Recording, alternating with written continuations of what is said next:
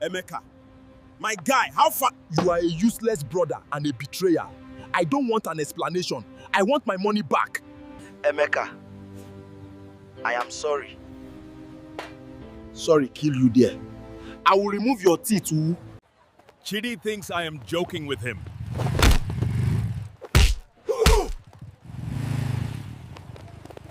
You will pay me every dime I have sent to you.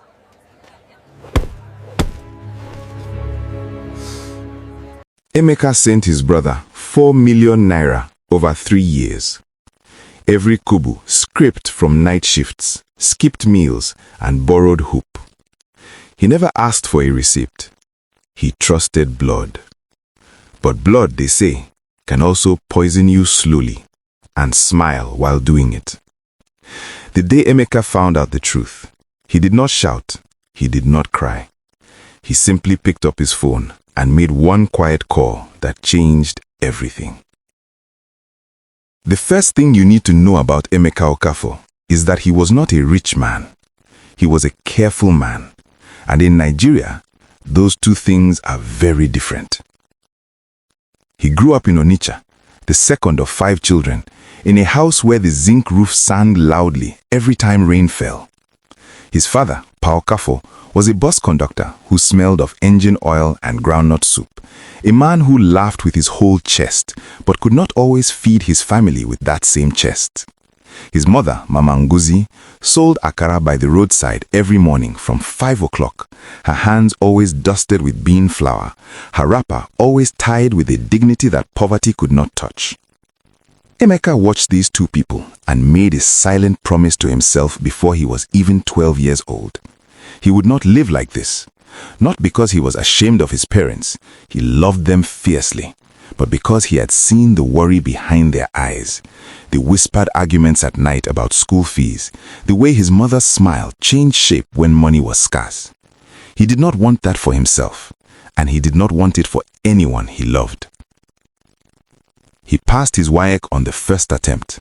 No lesson teacher, no extra lessons, just a kerosene lamp, borrowed textbooks, and the kind of stubbornness that poor children either develop early or never develop at all. He gained admission to study electrical engineering at Nnamdi Azikiwe University, and he worked his way through school doing electrical installations for lecturers, fixing generators for neighbors, doing whatever kept his school fees paid without calling home to beg. When he graduated, he did not graduate with first class. He was not that kind of student, but he graduated with something harder to teach, the ability to work without being watched and to finish what he started. He moved to Lagos at 25 with 30,000 naira and a duffel bag. Lagos was not kind at first. It is never kind at first. He slept in one room in Mushin with 3 other men, one of whom snored so aggressively that Emeka spent his first 2 weeks wondering if the man had a mechanical fault in his throat. He ate Indomie more days than he did not. He applied for jobs with an enthusiasm that Lagos slowly filed down into something quieter and more realistic. But 3 months in, he got a position with a mid-sized electrical contracting firm in Ikeja, and he held that job with both hands. Over 5 years, Emeka became reliable. That word does not sound like much, but in Lagos, reliability is rare enough to be worth more than talent. His boss trusted him. Clients asked for him by name. He was promoted twice. By the time he was 30, he was earning a salary that would have made his 12-year-old self weep with disbelief. Not wealth, not comfort exactly, but enough. Enough to eat well, enough to send home, enough to save. And then there was Chidi. Chidi was Emeka's younger brother, 3 years behind him, lighter in skin, louder in personality, the kind of man who entered a room and rearranged its energy. Where Emeka was quiet and methodical, Chidi was electric.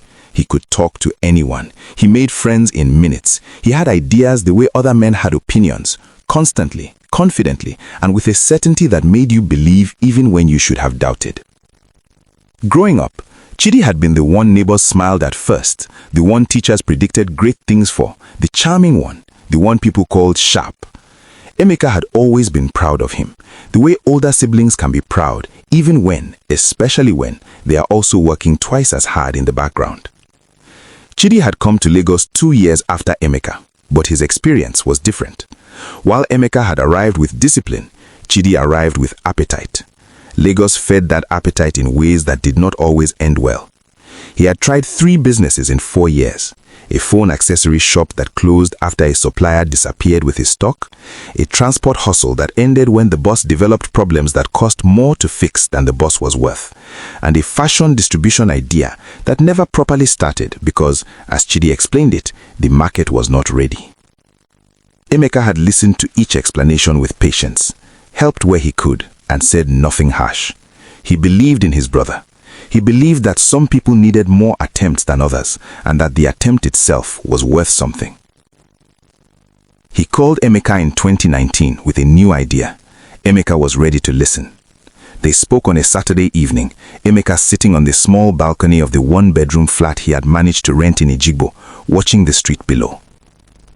Chidi's voice came through the phone warm and certain, the way it always did when he had something to sell.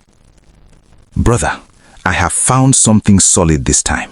Real estate, land banking. You know how land around the Beju Lake is moving? Brother, in 3 years, whatever you invest now will triple. I have connected with a developer, a serious man. I have verified him myself. But I need starting capital to secure the plots. If we do this together, by 2022, both of us will be looking at serious money." Emeka was quiet for a moment. "How much are we talking?" "Start with 500,000 naira, just to secure 2 plots. Then we build from there." Emeka looked at the street below. A hawker was pushing a cart. A mother was pulling a child by the hand. Ordinary Saturday evening Lagos. He thought about his savings. He thought about how long it had taken to accumulate what he had. He thought about the phone shop, the boss, the fashion business. And then he thought about Chidi's face when they were boys. How Chidi used to follow him to school even on days he had no business being there. How Chidi had sat at his father's bedside for 4 nights straight when Pao Kafo had malaria and they were afraid they would lose him. He thought about blood. "Send me the developer's details. Let me look at it." He looked at it. The documents Chidi sent seemed decent enough. Land titles, company registration, a brochure that looked professional. Emeka was not a property expert, but he was an engineer. He approached it the way he approached a wiring diagram, systematically, looking for faults. He did not find any obvious ones, or perhaps he was not looking hard enough, because the person he was trusting to be honest with him was the same person who sat at his father's bedside for 4 nights. He transferred 500,000 naira to Chidi in October 2019. "Brother, God bless you. I will not let you down." And for a while, everything seemed fine. Chidi sent updates, photos of the land, messages about how the development was progressing, assurances that came regularly enough to keep doubt quiet. Emeka went back to his work, his routines, his careful life. He ate well, slept adequately, sent money home to his mother on the 1st of every month, and felt the slow satisfaction of a man who was building something, even if the building was invisible for now. But there were small things Emeka noticed but did not yet know how to read. Chidi began calling less. When he did call, the conversations were shorter. When Emeka asked about the land, the answers were detailed enough to satisfy, but somehow never quite specific. There was always a reason why he couldn't see the site yet, always something in process, always a next step that would make things clearer. Emeka told himself this was normal. Development took time. Business was not linear. He knew this. He transferred another 300,000 naira in March 2020, when Chidi said there was an opportunity to buy an adjacent plot before another buyer moved in. He transferred 600,000 naira in September 2020 for what Chidi called documentation and government fees. He transferred 800,000 naira in February 2021 because the developer had said they needed to accelerate construction timelines to meet new regulations. In each case, the call came with urgency. In each case, Chidi's voice carried that familiar warmth and certainty. In each case, Emeka transferred the money within days because he was his brother, because this was our future, because blood. By mid-2021, Emeka had sent Chidi close to 4 million naira. He had not yet seen a single plot. He had not yet met the developer. He had not yet received a single signed document in his own name. But he had not yet asked. Not really. Not the kind of asking that demands a real answer. His mother called him one evening in August 2021. They talked about small things first: her health, the price of tomatoes, a neighbor's daughter who had just had a baby. Then, carefully, the way mothers approach things they have been sitting with for a while, she said, "Emeka, your brother, how is he doing in Lagos?" "He's fine, Mama. We are building something together." A pause, then again. "What is he building?" "Investment, Mama. Land." Another pause, longer this time.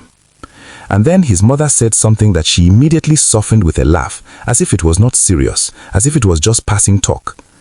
"That boy, since he was small, his hand has always been open. Things come in one side and leave the other. I just pray God is guiding whatever is in his hands." Emeka laughed with her. They said goodnight. He lay in bed afterward and stared at the ceiling fan moving slowly in the heat. Things come in one side and leave the other. He was still staring at the ceiling when sleep finally, reluctantly, came.